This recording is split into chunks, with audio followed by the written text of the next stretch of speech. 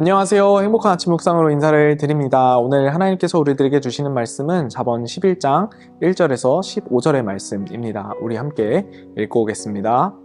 속이는 저울은 여호와께서 미워하시나 공평한 주는 그가 기뻐하시느니라. 교만이 오면 욕도 오거니와 겸손한 자에게는 지혜가 있느니라. 정직한 자의 성실은 자기를 인도하거니와 사악한 자의 패역은 자기를 망하게 하느니라.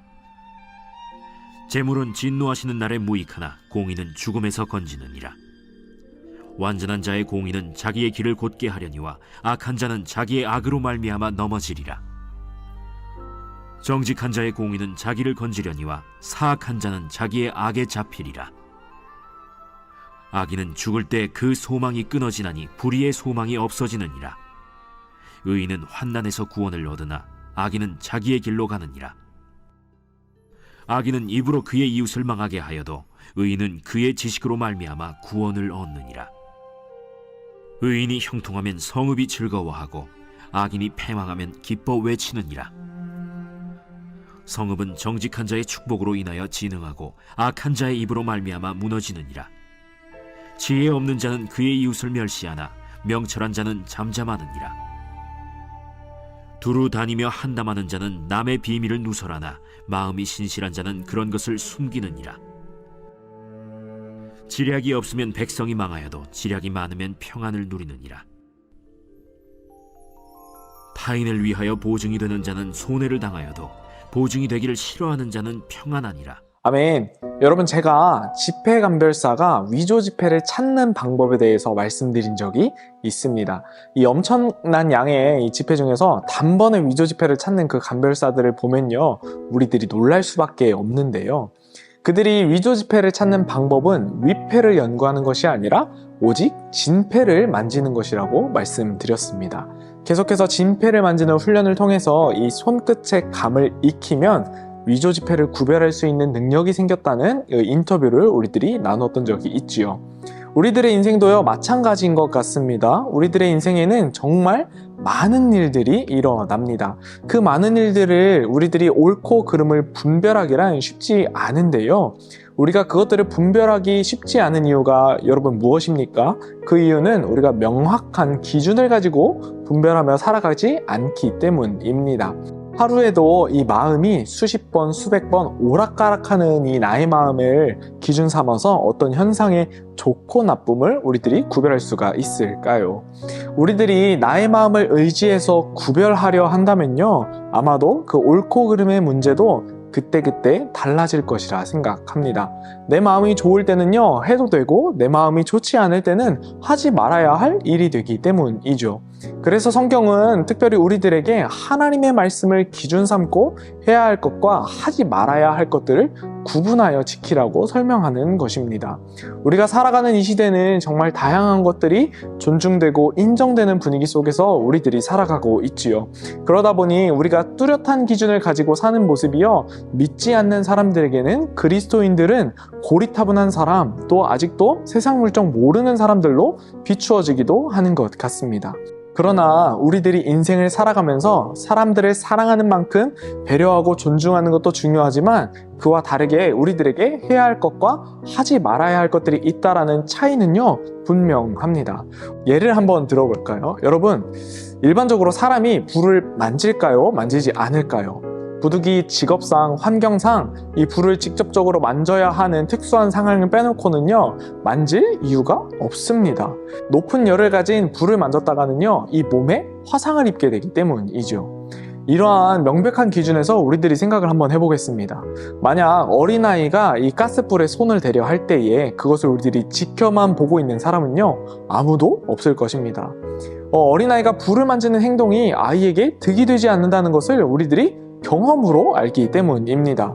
불을 만지는 것은요, 분명하게 그 아이가 하지 말아야 할 행동이기 때문에 우리는 그것을 단호하게 막을 수가 있는 것이죠. 그런데 우리가 그 아이의 생각과 행동을 존중하겠다고 해서 불을 만져봐야 뜨거운 것도 알게 되지라면서 아이를 내버려 둔다면 그것이 어찌 어린아이를 배려하는 것이고 존중하는 것이겠습니까? 오늘 우리들을 향한 이 하나님의 마음이 이렇지 않을까 생각해 보게 되는 것입니다. 우리가 말씀을 통해서 계속 나누고 있는 것처럼 우리는요, 사랑 안에서 존중과 배려는 꼭 필요합니다. 그러나 말씀이신 하나님의 기준에서 이 세상을 살아가는 우리들이 해야 할 것과 하지 말아야 할 것이 명확하다라는 것입니다. 기준 없이 하는 존중과 배려는요, 오히려 우리들에게 독이 될 뿐입니다. 우리는 이 땅을 살아가면서 꼭 지켜야 할 삶의 기준을 마련해야 합니다. 우리 모두가 하나님이 지으신 하나님 나라 안에서 우리들이 해야 할 것은 명확한 기준을 세우는 것입니다. 어떤 기준을 세워야 할까요? 우리들은 다른 것으로 기준을 세우는 것이 아니라 오직 예수 그리스도로 기준을 세워야 합니다. 하나님의 말씀으로 우리는 기준을 삼고 행동해야 하는 것이죠. 오늘 본문 말씀을 우리들이 살펴보면요, 의인과 악인의 삶에 대해서 이야기합니다. 오늘 말씀 1절에요, 이렇게 기록합니다. 속이는 저울은 여호와께서 미워하시나 공평한 추는 그가 기뻐하시느니라.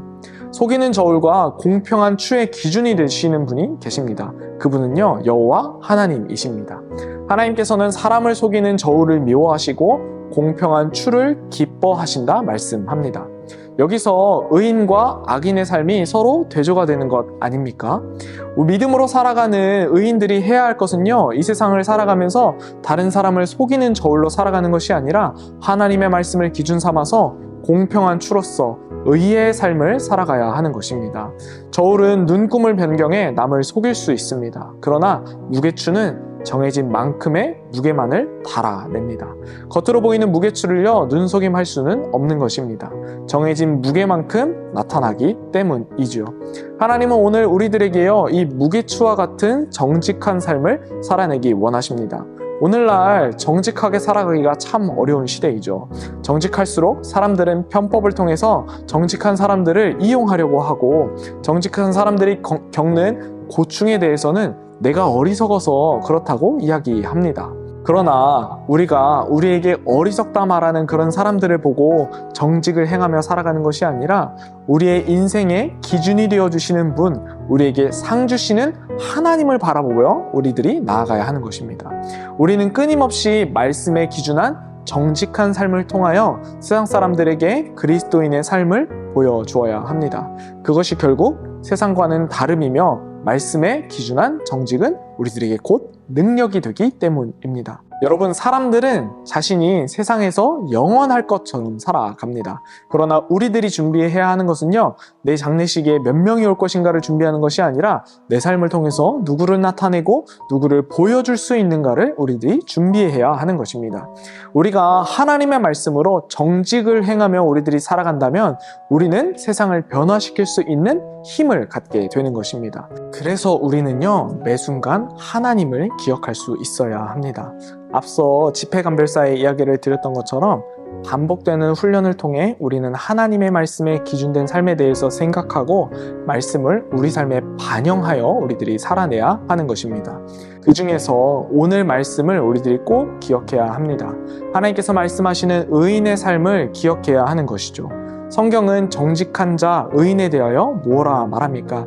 2절에 이렇게 기록하지요. 겸손한 자에게는 세상을 사는 지혜가 있고, 3절에 정직한 자의 성실은 자기를 인도하고, 5절에 완전한 자의 공의는 자신의 길을 곧게 하며, 6절에 정직한 자의 공의는 자기를 건지고, 8절에 의인은 환난에서 구원을 얻고, 9절에 의인은 그의 지식으로 말미암아 구원을 얻고, 10절에 의인이 형통하면 성읍이 즐거워하고, 11절에 성읍은 정직한 자의 축복으로 인하여 진흥한다고 기록합니다. 사랑하는 성도 여러분, 누구나 다 정직한 삶, 의인의 삶을 사는 것이 쉽지 않습니다. 명확한 기준을 세우고 살아가지 못하기 때문이죠. 그러나 우리가 말씀이신 하나님, 그분을 기준으로 세우고 말씀에 기준한 삶을 우리들이 살아가게 된다면 내가 속한 가정과 교회와 세상은요, 하나님 나라로 변하게 될 것입니다. 우리는 세상의 기준으로 잘못된 것들을 기억하며 살아가는 것이 아니라 오늘 말씀이 우리들에게 요구하는 것들을 반복적인 훈련을 통해서 지켜나가야 합니다. 그렇게 하면요, 오늘 10절의 말씀처럼 우리들은 아직 예수님을 믿지 않는 주변 사람들을 살릴 수 있는 능력자로 하나님께 쓰임받게 될 것입니다. 믿음 있는 자로 살아가는 것이 때로 부담이 되고 힘에 겹지만요, 그럼에도 오늘 우리들에게 지원을 아끼지 아니하시는 하나님과 함께 이 믿음의 걸음을 끝까지 걸어가실 수 있는 저와 여러분이 되기를 예수님의 이름으로 축복합니다. 우리 함께 기도하겠습니다. 사랑의 하나님, 감사합니다. 오늘도 주신 말씀 잊지 않고 살아내는 우리가 되게 하여 주시옵소서. 하나님의 말씀을 기준 삼아 지켜야 할 것들을 지키며 순종함으로 주께 나아가는 우리가 되게 하여 주시옵소서. 지치지 않도록 날마다 공급하여 주시는 통로를 열어두게 하시고 하나님의 공급을 날마다 누리며 살아가는 우리가 되게 하옵소서. 감사합니다. 예수님의 이름으로 기도합니다. 아멘.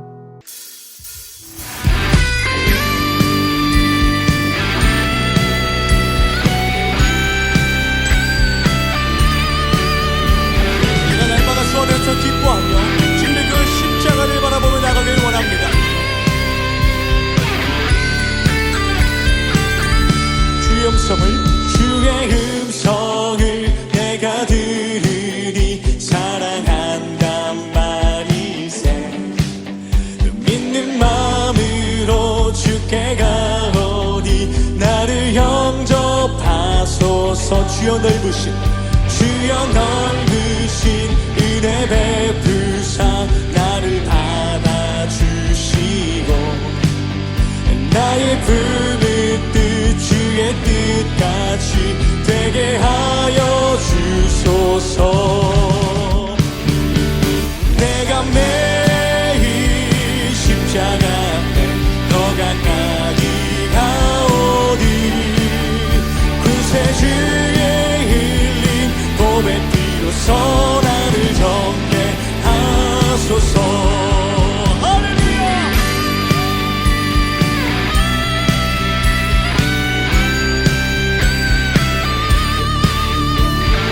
구세주의 흘린 피로써 십자가에서 흘린 그 피로써 나를 정케 하여 주시옵소서.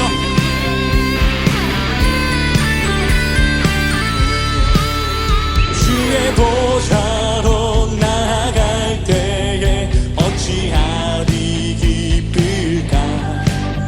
주의 얼굴을 항상 배우니 더욱 친근함. 우리 구주의 넓은 사랑을